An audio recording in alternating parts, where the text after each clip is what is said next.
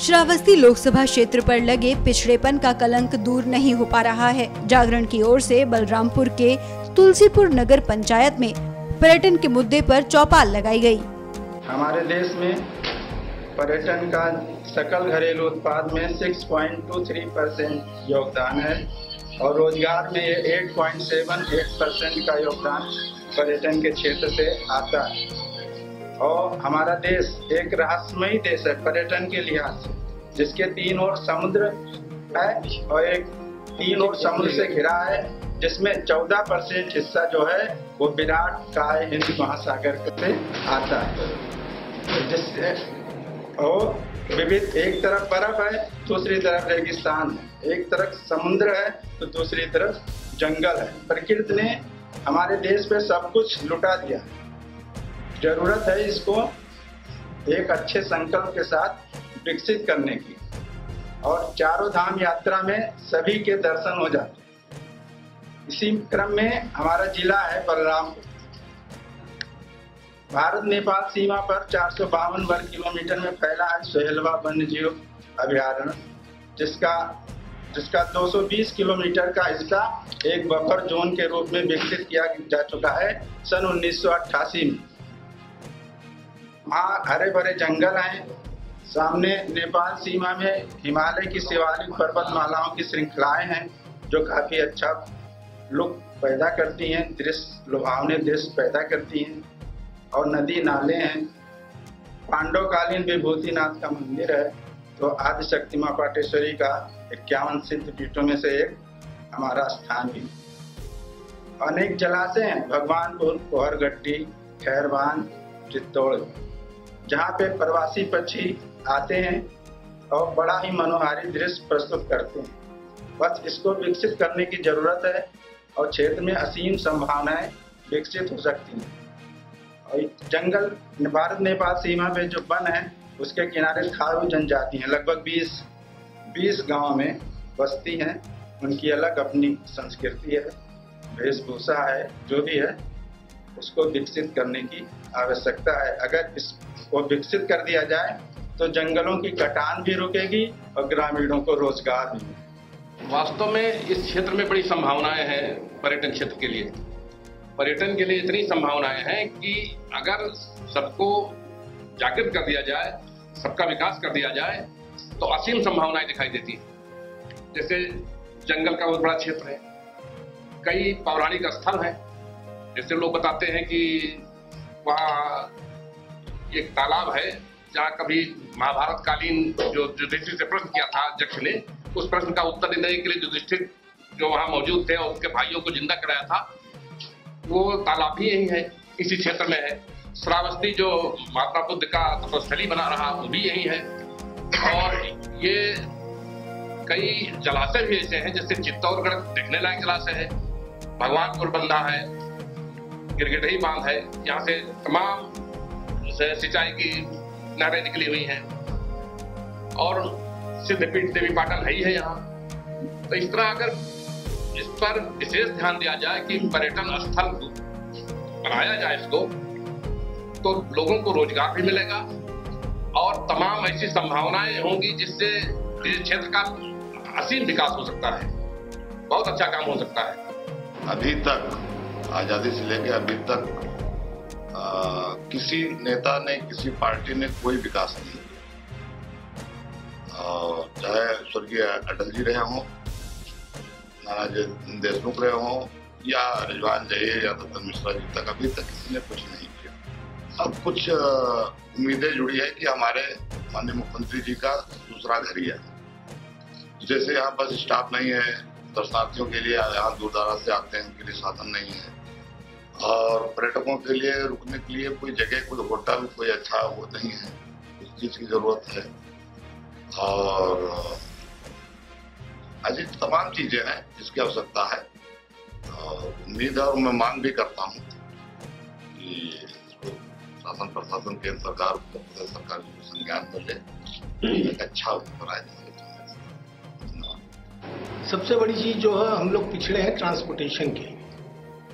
आज आप देखिए बहुत दिन से मांग की जा रही है कि यहाँ पे जो एक्सप्रेस ट्रेनें, सुपरफास्ट ट्रेनें हैं, उनको रोकने के लिए कई बार व्यापार मंडल की तरफ से, लोगों की तरफ से ये कहा गया, जो हमारे पर्यटक आते हैं बाहर से, उनको कोई विशेष सुविधा यहाँ पे नहीं मिल पाती है, इसलिए उनको आकर्षित करने के लिए यहाँ पे ये जन सुविधा बहुत जरूरी है। दूसरी चीज, आज तक इतने विकास होने के, इतने दिन राज करने के बाद विभिन्न पार्टियों द्वारा अभी तक तुलसीपुर में रोडवेज बस सुविधा की उपलब्धता नहीं कराई, जिससे यहाँ से लोग दूर स्थल जा सके या दूर से कोई डायरेक्ट यहाँ आ सके।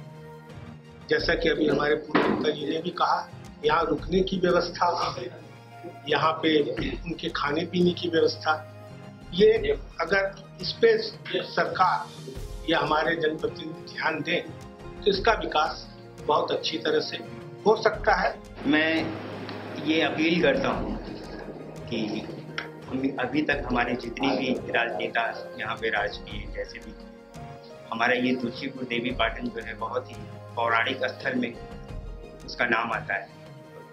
हम लोग को जो सुविधा मिलनी चाहिए, या हमको क्या, इवन जितने भी हमारे दर्शनार्थी आते हैं उनको मिलना चाहिए, अभी तक वो सुविधाएं नहीं। नाम तो बहुत ही दूर दूर तक फैला हुआ है, लेकिन जो सुविधाएं होनी चाहिए वो यहाँ पे नहीं मिलती। गिनाए तो बहुत सारी चीज़ें जाती हैं, ऐसा होगा, ये होगा। अभी लास्ट ईयर ही बोला गया कि इतने पैसे, इतने रुपए आए, इतना इसको सवारा सजारा जाएगा, बट ऐसा कुछ हुआ है। हम आगे यही चाहते हैं कि हमारे तुलसीपुर का नाम, हमारे इस लोकसभा का नाम काफ़ी दूर दूर तक फैले और हमारे जितने भी दर्शनार्थी आए, जितने भी पर्यटन स्थल आए, यात्री आए, उनको सुख सुविधा करें। ये हमारा तुलसीपुर नेपाल और भारत का एक ऐसा स्थान है जहाँ पे ये लास्ट ऐसा बाजार जो कि इतना पिछड़ा हुआ है कि अभी जो सूची बनती है इसकी कि हाँ शिक्षा के क्षेत्र में, विकास के क्षेत्र में या जो भी बनता वो इतना सबसे पीछे लिस्ट में आता। श्रावस्ती आपका ये, और यहाँ जो भी नेता हैं वो ज़्यादातर, कुछ नेता यहाँ के थे जो कुछ भी नहीं कर पाए, और जो बाहर के हैं वो तो बाहर ही रह गए। अब उम्मीद तो अपने तो योगी जी का दूसरा घर कहा जाता है देवी पाटन मंदिर। योगी जी से लोग बहुत उम्मीद किए हुए हैं, जो अभी तक कुछ हो नहीं पाया। यहाँ पे सबसे बड़ी समस्या है महिला चिकित्सालय का न होना, जो बहुत बड़ी समस्या है। महिलाओं को इलाज के लिए बाहर जाना पड़ता है, डिलीवरी के लिए, ऑक्सीजन के लिए और रोडवेज के लिए। यहाँ रोडवेज का स्थान हम लोग कई बार मांग कर चुके हैं, शासन से भी, मुख्यमंत्री से मुझे भी कहा भी गया, आश्वासन ही केवल मिला। और 51 शक्तिपीठों में मेरा यहाँ स्थान जो देवी जी का है, यहाँ से कोई दिल्ली के लिए कोई ट्रेन नहीं है, जबकि शक्तिपीठ होने के नाते यहाँ अगर दिल्ली के से ट्रेन होती तो पर्यटक हमारे यहाँ आते, और आते तो उससे हमारा विकास होता। और कोई यहाँ उद्योग नहीं है कि जिससे लोगों को रोजगार मिल सके। ये सबसे बड़ी समस्या है। नेता यहाँ आते हैं, कोई बाहरी आता है, कोई लोकल आता है, और धर्म के नाम पे, जात के नाम पे वोट लेके चले जाते हैं, लेकिन विकास के नाम पे केवल एक खोखला वादा करके चले जाते हैं। इसलिए मेरी मांग यही है कि यहाँ पे एक महिला चिकित्सालय हो, रोडवेज का बस स्टॉप हो, और सीधी ट्रेनें यहाँ दिल्ली या बाहर के लिए जो हो वो मिले, ये मेरी मांग है। मेरा एक केवल निवेदन है आपके माध्यम से कि शिक्षा जगत में भले हम प्रदेश का नेतृत्व कर रहे हैं, लेकिन स्तर देखा जाए तो तुलसीपुर का सबसे निचले स्तर पर आ रहा है। ये हमारा जिला बलरामपुर शिक्षा के मामले में बहुत पिछड़ा है। आज के 50 साल पहले सरकारी स्कूलों का दावा किया जाता है कि बहुत अच्छा पढ़ाई हो रहा है, बड़ी अच्छी व्यवस्था दी जा रही है, हर जगह टाइल्स वगैरह लगाए जा रहे हैं, लेकिन पढ़ाई के मामले में स्तर बहुत नीचे है। हमारे जो अध्यापक आते हैं वो केवल 50-50 हज़ार, 70-70 हज़ार रुपये की सैलरी लेकर के केवल कोरम पूरा करते हैं। और ऐसी स्थिति में अगर प्राइवेट स्कूल वाले अपनी मेहनत करके चला भी रहे हैं तो सरकार आए दिन उन पर अड़चने डाल रही है, मानक के नाम पर मानक विहीन करते हैं, मान्यता नहीं दे रही है।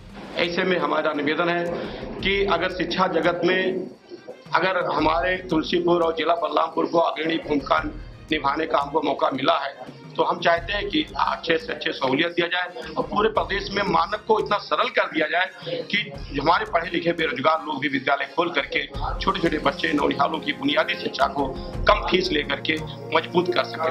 हमारा देवी पाटन हम लोग समझे सौभाग्य और दुर्भाग्य दोनों स्थिति में जी रहे हैं। सौभाग्य हमारा यह कि हमारा देवी पाटन मंदिर हमारे पास है, हमारे करीब में है। दुर्भाग्य यह है कि हमारे पूर्व नेताओं ने इसका नाम तो यूज किया।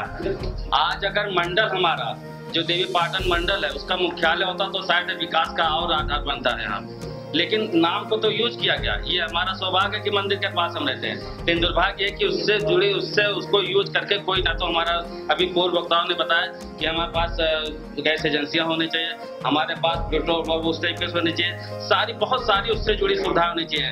अभी भैया ने बताया कि महिला अस्पताल बड़े लेवल पे हो जाए, डिग्री कॉलेज बड़े, इसका कुछ नहीं। हाँ ये है जरूर, और क्षेत्रों में उतना मंत्री नहीं जाते होंगे शायद जितना हमारे यहाँ मुख्यमंत्री जी आते हैं, लेकिन इसका कहीं कुछ नहीं हुआ। खाली लोग और सारी जगह के लोग अपनी आवाज नहीं पहुंचा पाते। लोग कहते देखो सरकार तक बात नहीं गई, हमारे प्रतिनिधि तक बात नहीं गई, लेकिन हमारे यहाँ तो सरकार खुद आंख से देख रही है कि क्या क्या होना चाहिए, क्या नहीं है, क्या होना चाहिए, ये सारी चीजें हैं।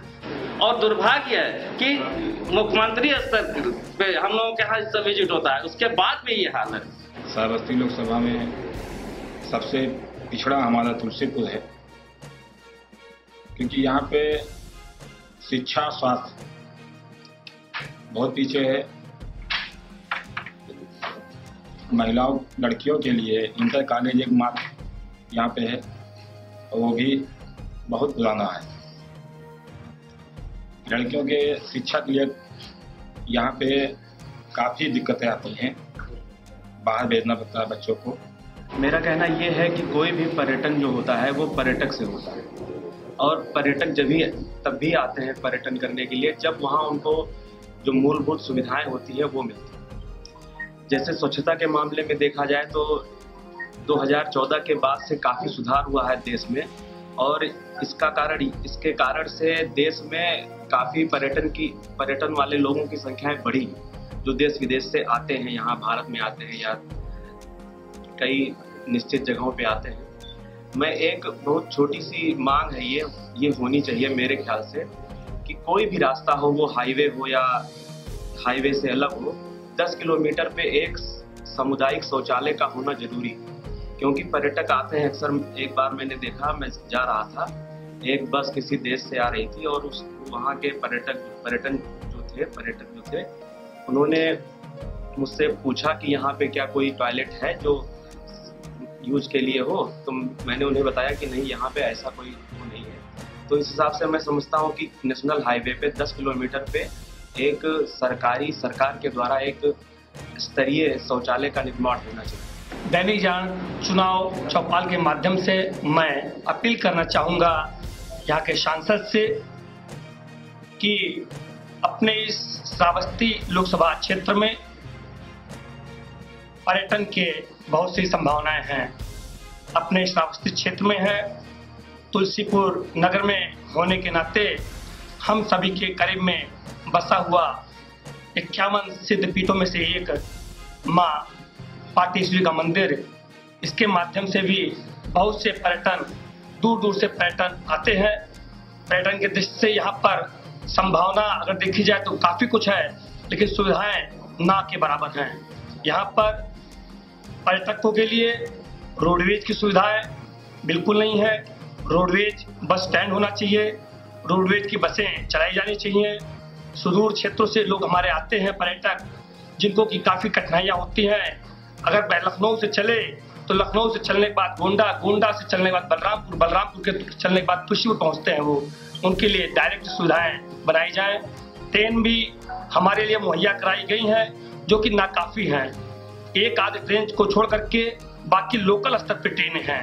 अपने क्षेत्र के विकास के लिए मैं पुनः अपील करूंगा कि ट्रेन के माध्यम से, बस के माध्यम से यहाँ पर सुविधाएं बढ़ाई जाएं।